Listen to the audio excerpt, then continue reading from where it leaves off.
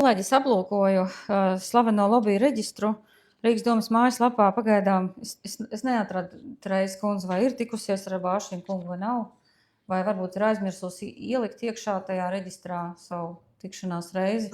Varbūt, ka tas tomēr ir jāatjauno. Pagaidām te mēs redzam ļoti retais, kurš vispār kaut ko tādu ieraksta, ja? Tāpēc es aicināšu arī manu kolēģi Brēmeņu kungu šajā te komisijā, pretkorupcijas komisijā šo jautājumu noteikti aktualizēt. Mēs gribētu redzēt, ar ko jūs tad tiekaties, kādos nolūkos.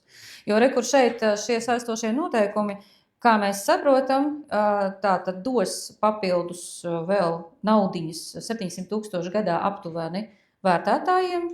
Tad noteikti vērtētāji pie jums ir nākuši, aizmirst piereģistrēties, ja?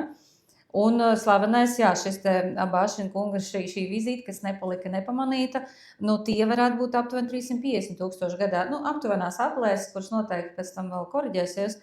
Un lielais jautājums ir saistībā ar šo te pienākumu apdrošināt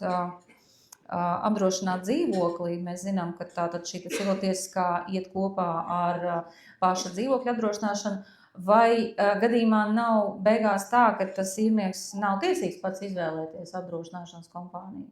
Vai tur nebūs tā, es tikai jautāju, ka Trejas kundze jau zinās, pie kādas kompānijas šis viss apdrošināšanas pasākums būs?